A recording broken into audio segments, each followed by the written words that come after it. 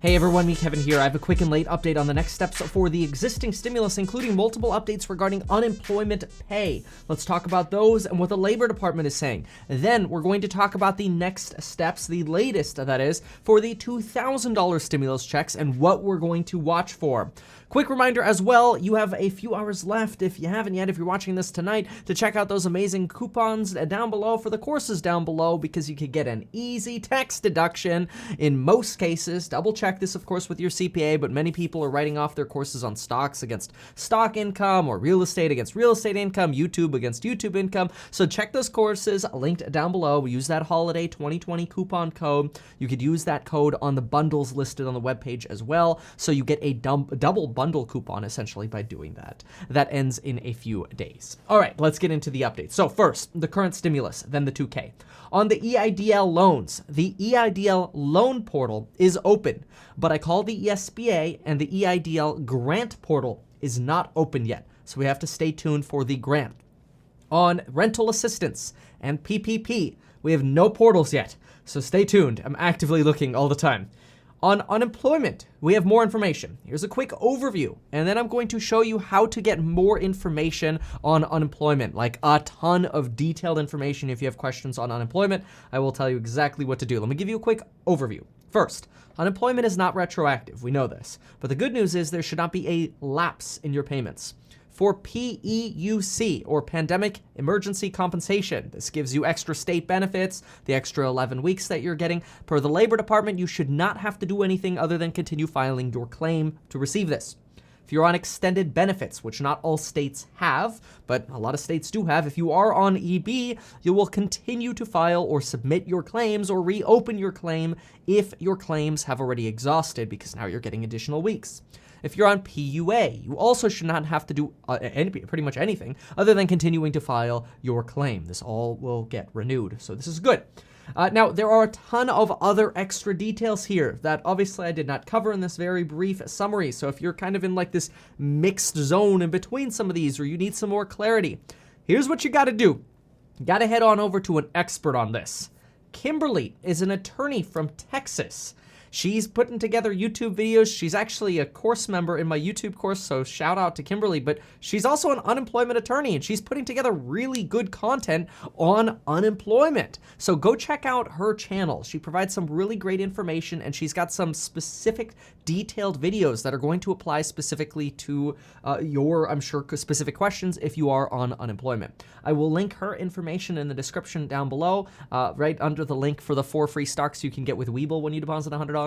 And the link for life insurance you can get in as little as 5 minutes without talking to anybody. All right, so her link will be down below. I'll also pin a comment in the description with her information. So thank you, Kimberly. Go check out her channel. Let her know I sent you. All right, if you have exhausted your unemployment benefits, remember that you will have to resubmit a claim. Just remember that.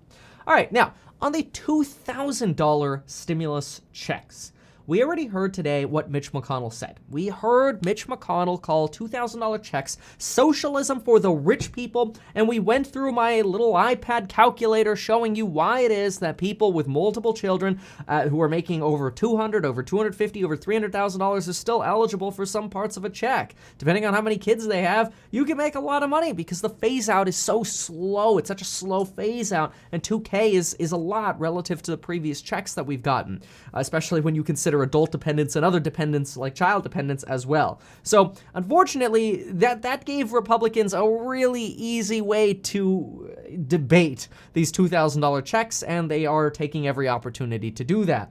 However, Chuck Schumer says it's not possible for us to do an amendment. We have to pass this the way it is. So obviously today, Mitch McConnell objected to the $2,000 stimulus checks, which Bernie Sanders fought back on. I posted highlights earlier of how the floor debate went. If you want to see it, you can see that on my channel. But let's instead about talking about what happened, let's talk about what we need to look at going forward. So C-SPAN reported today, around 1 p.m. Eastern, that Mitch McConnell planned to debate the NDAA tonight on New Year's Eve, and then vote on it as late as 1 a.m. tonight, which would be right after the ball drops, which would be appropriate because Congress often drops the ball. But anyway, it sounds like Mitch McConnell came to his senses, and Mitch McConnell rescheduled this to have a vote tomorrow at 1 p.m. Eastern Time. So the Senate will be in session at 1 p.m. tomorrow on New Year's Day. Whether they're going to have the vote right away, I doubt it. I'm sure they're going to debate first, which this will be the perfect opportunity for Bernie Sanders to start filibustering. And yes, this does mean that Congress will be in session on a holiday. But then again, Congress, get your butts to work, you filthy animals. Anyway, I'm looking forward to Bernie Sanders' showdown. Tomorrow is going to be a nail-biter because Mitch McConnell, to try to get around Bernie Sanders, is going to try to get 60 votes to invoke cloture, which cloture is just a fancy way of saying, shut up and vote.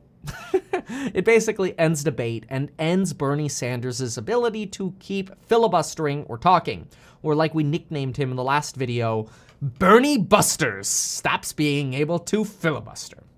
Anyway, here's the bottom line.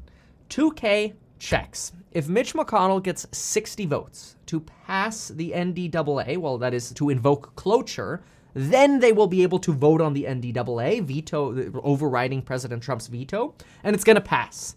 So if Mitch McConnell gets 60 votes to end debate, the NDAA will pass by another vote that'll come after that, and then Mitch McConnell's going to send everyone home, and the 2K checks are pretty much dead. If Mitch McConnell, however, fails to convince about 8 Democrats, potentially 9 Democrats, I'll explain that in a moment, to vote with him on giving up and going home, then the 2K checks still have a chance. Why? Because get this, Mitch McConnell is going to be he's going to be stuck between a rock and a hard place.